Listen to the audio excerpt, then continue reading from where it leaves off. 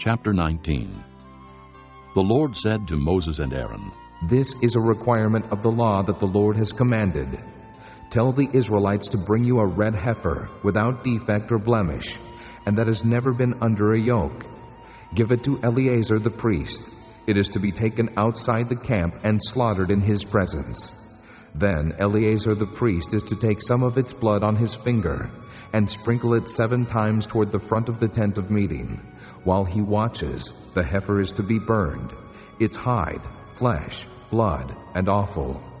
The priest is to take some cedar wood, hyssop, and scarlet wool, and throw them onto the burning heifer. After that, the priest must wash his clothes and bathe himself with water.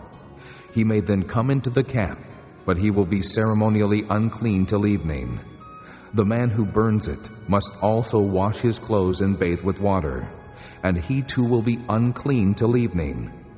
A man who is clean shall gather up the ashes of the heifer and put them in a ceremonially clean place outside the camp.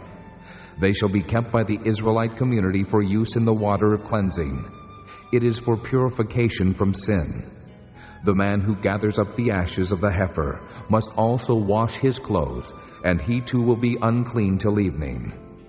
This will be a lasting ordinance, both for the Israelites and for the aliens living among them. Whoever touches the dead body of anyone will be unclean for 7 days. He must purify himself with the water on the 3rd day and on the 7th day. Then he will be clean. But if he does not purify himself on the 3rd and 7th days, he will not be clean. Whoever touches the dead body of anyone and fails to purify himself defiles the Lord's tabernacle. That person must be cut off from Israel. Because the water of cleansing has not been sprinkled on him, he is unclean. His uncleanness remains on him. This is the law that applies when a person dies in a tent. Anyone who enters the tent and anyone who is in it will be unclean for 7 days. And every open container without a lid fastened on it will be unclean. Anyone out in the open who touches someone who has been killed with a sword, or someone who has died a natural death, or anyone who touches a human bone or a grave, will be unclean for 7 days. For the unclean person, put some ashes from the burnt purification offering into a jar, and pour fresh water over them. Then a man who is ceremonially clean is to take some hyssop, dip it in the water, and sprinkle the tent and all the furnishings and the people who were there. He must also sprinkle anyone who has touched a human bone or a grave, or someone who has been killed, or someone who has died a natural death. The man who is clean is to sprinkle the unclean person on the 3rd and 7th days, and on the 7th day he is to purify him. The person being cleansed must wash his clothes and bathe with water, and that evening he will be clean.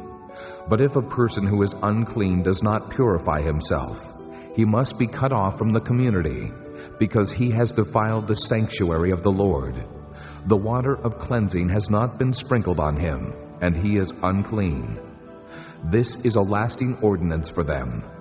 The man who sprinkles the water of cleansing must also wash his clothes, and anyone who touches the water of cleansing will be unclean till evening. Anything that an unclean person touches becomes unclean, and anyone who touches it becomes unclean till evening.